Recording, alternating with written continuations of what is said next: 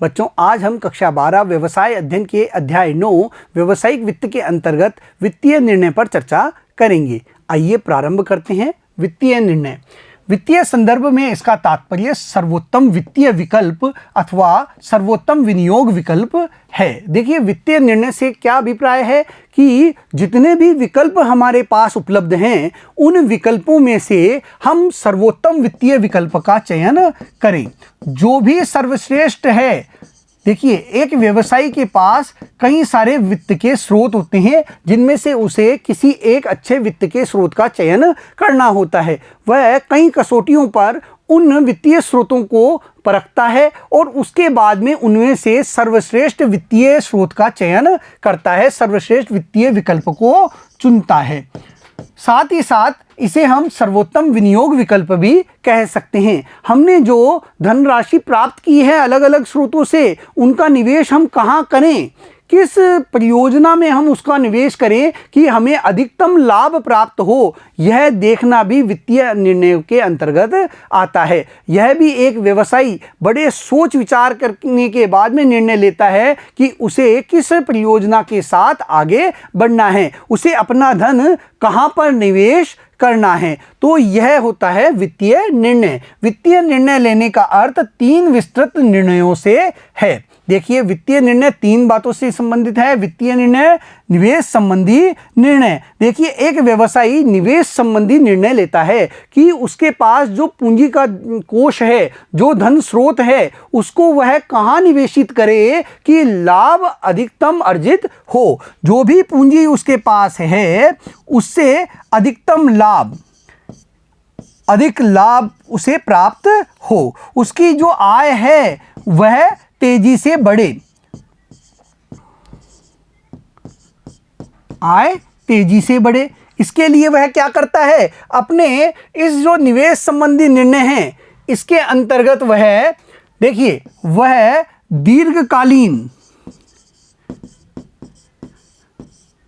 दीर्घकालीन निवेश संबंधी निर्णय भी लेता है, वह अल्पकालीन निवेश संबंधी निर्णय भी लेता है। दीर्घकालीन के अंतर्गत उसे स्थायी संपत्तियां, जो स्थायी संपत्ति होती है उसमें निवेश करना होता है। वह स्थायी संपत्तियों को अर्जित करता है, वह भूमि, भवन, मशीनरी, इन पर निवेश करता है। जबकि अल्पकालीन निर्णयों के अंतर्गत उसे कार्यशील पूंजी, जो कार्यशील पूंजी होती है, जो रोकड़ होता है, उस पर निवेश करना होता है। वह रोकड़ के रूप में वह धनराशि अपने पास रखे या वह स्थायी संपत्ति के रूप में उसका निवेश कर दे, यह उसे फैसला लेना होता है। वह स्टॉक के रूप में अपने पास उस धन को निवेश करे, यह उसे निर्णय लेना होता है। लेकिन इसका जो मुख्य लक्ष्य होता है वह होता है अधिकतम लाभ अर्जित करना, आय को तेजी से बढ़ाना। इसको देखकर वह निवेश संबंधी निर्णय लेता है। दूसरा आता है वित्तीयन संबंधी निर्णय लेना। देखिए, जो एक व्यवसायी है वह 2 तरीकों से वित्त प्राप्त करता है। एक अंशधारकों से, अंश पूंजी के रूप में, अंश पूंजी कोष के रूप में।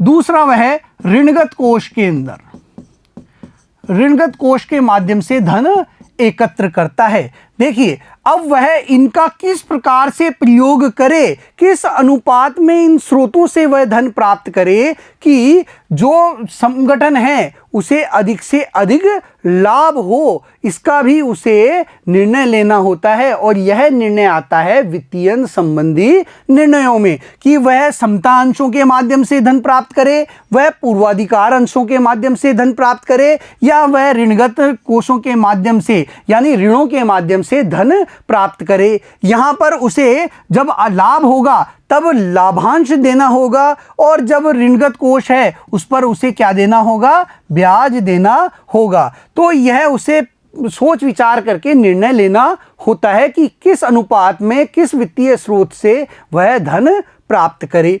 अगला है लाभांश संबंधी निर्णय। देखिए, जब कंपनी को, जब व्यवसाय को लाभ प्राप्त होती है, लाभ की प्राप्ति होती है, तो वह इस लाभांश का वितरण जो वितरण है वह किस प्रकार करे, इसके संबंध में निर्णय लेना होता है। वह इस लाभांश के पूरे भाग को अपने अंशधारियों को बांट देवे, जिन्होंने की पूंजी का निवेश किया है उनको दे देवे, या फिर प्रतिधारित आय के रूप में, संचित आय के रूप में अपने संगठन में पुनर्विनियोग के लिए रख लेवे। यह निर्णय लेना भी एक वित्तीय प्रबंधक के लिए बहुत महत्वपूर्ण हो जाता है और इनसे जो कंपनी है उसके समता अंशों के बाजार मूल्य में वृद्धि होती है, वह भी इससे प्रभावित होती है। तो जो निवेश संबंधी निर्णय है, वित्तीय संबंधी निर्णय है, लाभांश संबंधी निर्णय है, ये तीनों ही वित्तीय निर्णयों के अंतर्गत वित्तीय प्रबंधक द्वारा लिए जाते हैं। आज हम निवेश संबंधी निर्णय के बारे में विस्तार से चर्चा करेंगे। आइए प्रारंभ करते हैं। निवेश संबंधी निर्णय। देखिए, निवेश निर्णय का संबंध इस बात से होता है कि फर्म के कोषों को विभिन्न प्रकार की संपत्तियों में कैसे विनियोजित किया जाए। देखिए, फर्म के जो कोष होते हैं उनका प्रयोग करके स्थायी संपत्तियां अर्जित की जाए या उसे कार्यशील पूंजी के रूप में अपने पास रखा जाए, यह निर्णय बहुत महत्वपूर्ण होता है ताकि वे अपने निवेशकों को अधिकतम लाभ उपार्जित करा सके। जिन निवेशकों ने संगठन में धन लगाया है उनको अधिक से अधिक लाभ प्राप्त हो, इसके लिए यह निर्णय लिया जाता है कि स्थायी संपत्तियों में ज़्यादा निवेश किया जाए या कार्यशील पूंजी के अंदर ज़्यादा धन रखा जाए। एक व्यवसाय के लिए निवेश के लिए अनेक परियोजनाएं होती है। देखिए, कोई भी जो व्यवसाय होता है उसमें निवेश के लिए कई सारी परियोजनाएं होती है।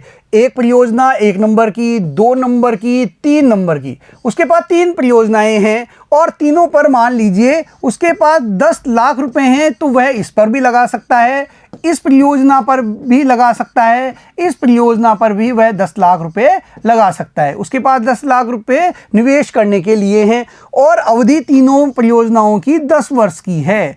अब 10 वर्ष के बाद में पहली परियोजना उसे 30 लाख रुपए का क्या दे रही है? लाभ दे रही है। मतलब इससे जो आय हो रही है वह 3 लाख रुपए की हो रही है। 10 लाख रुपए लगाने पर, इसमें 10 लाख रुपए लगाने पर 5 लाख रुपए की आय हो रही है और इसमें 10 लाख रुपए लगाने पर 4 लाख रुपए की आय हो रही है। तो यहाँ पर व्यवसायी को यह देखना चाहिए कि उसने कितना धन निवेश किया, कितने समय के लिए वह निवेश कर रहा है और उसे कितना लाभ प्राप्त हो रहा है। तो ऐसे निश्चय करके उसे परियोजना का चुनाव करना चाहिए और अपना धन निवेश करना चाहिए। लेकिन प्रत्येक परियोजना का उससे प्राप्त होने वाली आय के आधार पर सावधानी पूर्वक मूल्यांकन किया जाना चाहिए। हर चीज को देखते हुए उसका मूल्यांकन किया जाना चाहिए कि लाभ कितना प्राप्त हो रहा है, आय कितनी हो रही है, चाहे उस परियोजना का चुनाव किया जाए या नहीं, चाहे उन परियोजनाओं का हम चुनाव करें या नहीं करें, लेकिन प्रत्येक परियोजना का मूल्यांकन किया जाना चाहिए। लेकिन मूल्यांकन अवश्य होना चाहिए। एक परियोजना होने पर भी आय की व्यवहार्यता पर विचार करना चाहिए। केवल एक योजना ही हमारे पास है तो भी उससे प्राप्त होने वाली आय की व्यवहार्यता की जांच करनी चाहिए। निवेश निर्णय दीर्घकालीन अथवा अल्पकालीन हो सकता है। देखिए, जो निवेश का निर्णय है वह दीर्घकालीन भी हो सकता है, अर्थात स्थायी संपत्तियों के रूप में भी हम निवेश कर सकते हैं, या फिर अल्पकालीन भी हो सकता है, अर्थात हम धन को कार्यशील पूंजी के रूप में भी अपने पास रख सकते हैं। एक दीर्घकालीन निवेश निर्णय को पूंजी बजटिंग निर्णय के नाम से भी पुकारा जाता है। इसमें दीर्घकालीन आधार पर वित्त की वचनबद्धता निहित होती है। देखिए, पूंजी बजटिंग निर्णय के नाम से भी इसे हम पुकारते हैं, साथ ही साथ इससे दीर्घकालीन आधार पर वित्त की वचनबद्धता होती है। उससे पहले धन को नहीं निकाला जा सकता। मान लीजिए आपने भूमि खरीद ली और उस पर भवन बना दिया। अब ये तो है नहीं कि आपने तुरंत ही उस भूमि और भवन को बेच दिया और वित्त प्राप्त कर लिया और अन्य कार्य करने लग गए। ऐसा नहीं होता है। इसमें निश्चित समय के लिए, जब तक व्यवसाय स्थापित रहेगा तब तक भूमि और भवन वही काम आता रहेगा। तो इसमें जो निवेश किया गया है वह दीर्घकाल तक के लिए निवेश कर दिया गया है। उदाहरणार्थ, एक नई मशीन में निवेश करना या एक नई संपत्ति का अधिग्रहण करना या कोई नई शाखा खोलना आदि। हम एक नई मशीन खरीद रहे हैं तो इसमें किया गया निवेश भी दीर्घकाल के लिए रहेगा। हम एक नई संपत्ति का अधिग्रहण कर रहे हैं, कोई नई संपत्ति खरीद रहे हैं, तो भी उसमें जो निवेश किया गया है वह दीर्घकाल तक रहेगा। कोई नई शाखा स्थापित कर रहे हैं तो उसमें किया जाने वाला निवेश भी दीर्घकाल तक के लिए ही होता है।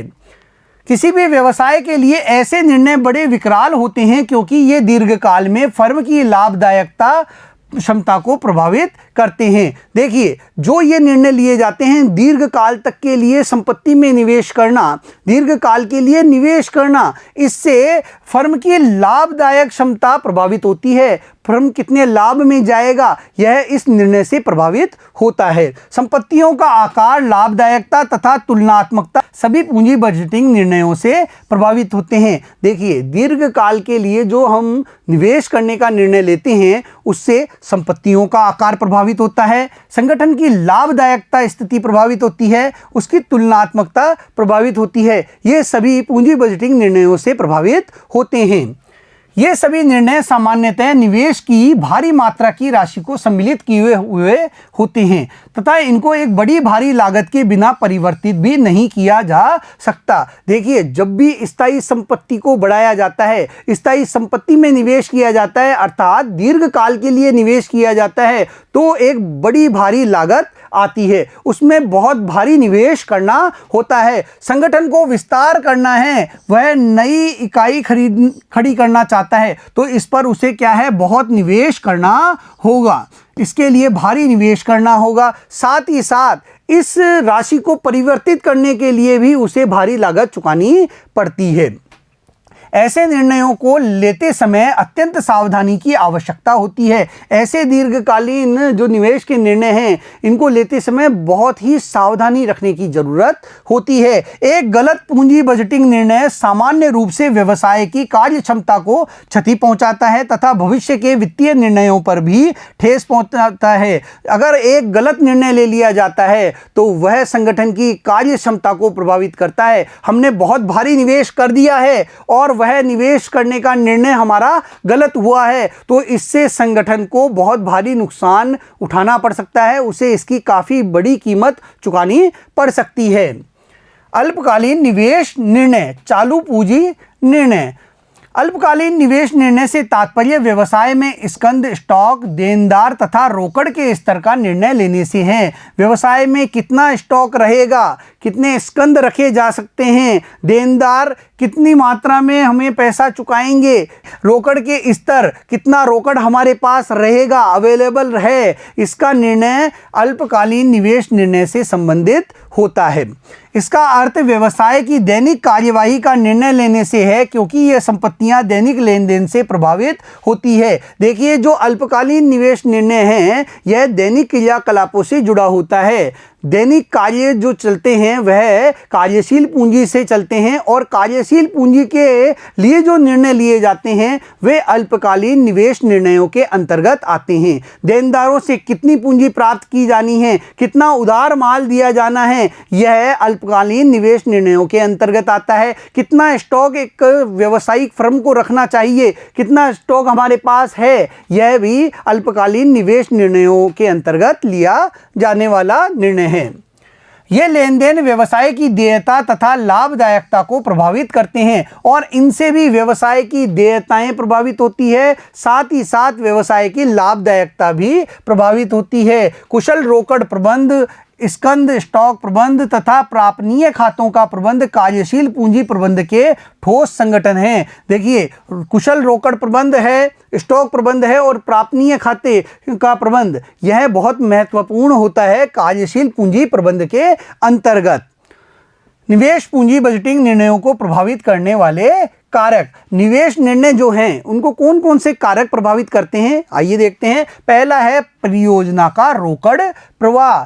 किसी परियोजना से कितनी आय हमें प्राप्त होगी, यह इस निर्णय को प्रभावित करता है। एक कंपनी एक भारी धनराशि का निवेश करने का निर्णय लेती है तो वह एक समय में कुछ रोकड़ का प्रवाह अधिक होने की अपेक्षा करती है। जब कोई भी कंपनी, कोई भी फर्म भारी धनराशि निवेश कर रही है किसी परियोजना में, तो वह चाहती है कि उसका लाभ, उसकी आय उसे बहुत अच्छी मात्रा में प्राप्त हो, अर्थात कुछ रोकड़ अधिक प्राप्त करना चाहती है। अगर किसी फर्म ने 10 लाख रुपए लगाए हैं तो वह कुछ समय बाद अपने इस धन को अधिक प्राप्त करना चाहती है। मान लीजिए किसी ने आपकी कंपनी में पैसे लगाए हैं तो वह चाहता है कि आप उसे लाभ कमाकर दें। किसी ने आपको लोन दिया है, आपको ऋण दिया है, तो वह चाहता है कि आप उसे क्या दें, ब्याज दें। तो इस प्रकार जब भी कुछ चीज़ निवेश की जाती है तो उस पर कुछ न कुछ अर्जन करने की इच्छा रखी जाती है। तो इसी प्रकार कंपनी भी जब निवेश करती है तो वह यह चाहती है कि उसको रोकड़ अधिक प्राप्त हो। पूंजी बजटिंग निर्णय लेने से पहले इन रोकड़ प्रवाह की धनराशियों का भली भांति विश्लेषण कर लेना चाहिए और इसके लिए जब भी पूंजी बजटिंग निर्णय लिया जाए तब यह देख लेना चाहिए कि रोकड़ प्रवाह किस प्रकार हो रहा है। देखिए यहाँ पर एक सारणी दी गई है। एक व्यावसायिक फर्म ने कहीं पर 2 लाख रुपए का निवेश किया है। अब 2 लाख रुपए का निवेश किया गया, निवेश की आयु है 10 वर्ष। उसने 10 वर्ष के लिए 2 लाख रुपए लगाए हैं और प्रस्ताव 1 से उसे 5 लाख रुपए प्राप्त हो रहे हैं, प्रस्ताव 2 से उसे 7 लाख रुपए प्राप्त हो रहे हैं, प्रस्ताव 3 से उसे 3 लाख रुपए की आय हो रही है। निवेश काल में उसके पास जो आय हो रही है वह क्या है, 5 लाख रुपए, 7 लाख रुपए, 3 लाख रुपए। तो ऐसे में वह प्रस्ताव नंबर 2 की ओर जाएगा। वह इस परियोजना का चयन करेगा क्योंकि इसमें रोकड़ का प्रवाह अच्छा है, उसने जो पूंजी लगाई है उस पर उसे अधिक धन प्राप्त हो रहा है। आय की दर परियोजना की सबसे महत्वपूर्ण कसौटी उससे होने वाली आय तथा उसमें निहित जोखिम होती है। देखिए सबसे बड़ी बात क्या होती है कि किसी भी परियोजना में जब हम धन निवेश कर रहे हैं तो उससे कितनी आय हमें प्राप्त होगी, साथ ही उसमें जो जोखिम है वह कितना कम से कम हो यह देखा जाता है। देखिए यहाँ पर पहले वाला ही उदाहरण है, हमने कितने रुपए लगाए थे, 2 लाख रुपए लगाए थे और यहाँ पर वही 5 लाख रुपए पहले प्रस्ताव में आगमन हुआ है, 7 लाख रुपए दूसरे प्रस्ताव से, 3 लाख रुपए तीसरे प्रस्ताव से। निवेश की आयु 10 वर्ष है और जो प्रतिफल की दर है, आय की दर है, वह पहले प्रस्ताव में 13%, दूसरे प्रस्ताव में 24%, तीसरे प्रस्ताव में 15% प्रतिफल की दर है। तो यहाँ पर व्यक्ति प्रस्ताव नंबर 2 को स्वीकार करेगा, व्यवसायी प्रस्ताव नंबर 2 को ही स्वीकृत करेगा, इसी परियोजना के साथ आगे बढ़ेगा।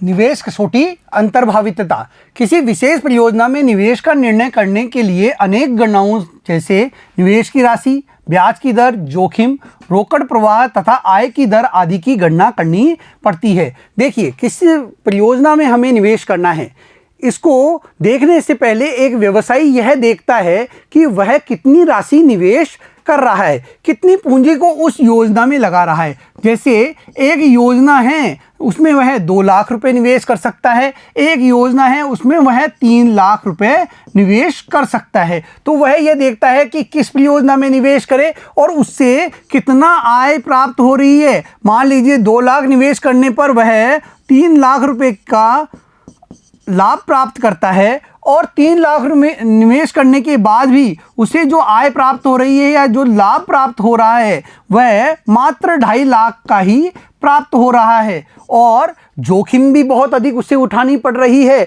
तो वह इन सभी के आधार पर मूल्यांकन करता है कि उसे किस परियोजना में निवेश करना चाहिए। देखिए बच्चों, यहाँ यह भी देख लेना चाहिए कि जब भी कोई व्यवसायी निवेश करता है तो वह यह भी देखता है कि जो धन उसने प्राप्त किया है उस पर कितनी दर से वह ब्याज दे रहा है। क्या उस दर से, जिस दर से वह ब्याज का भुगतान कर रहा है, उससे अधिक उसका लाभ है, उसकी आय है या नहीं। यदि उसकी ब्याज की दर बहुत अधिक है, ब्याज तो बहुत अधिक चुकाना पड़ रहा है और जो आय हो रही है वो बहुत कम हो रही है, तो इससे संगठन को ज़्यादा लाभ नहीं होगा। तो जब भी कोई व्यवसायी निवेश संबंधी निर्णय लेता है तो वह निवेश की राशि पर भी ध्यान देता है, ब्याज की दर को भी देखता है, वह यह भी देखता है कि किस परियोजना में उसे कम जोखिम उठाना पड़ेगा और किस परियोजना में उसे अधिक जोखिम देखना पड़ेगा। तो इसको भी वह देखता है, साथ ही साथ रोकड़ प्रवाह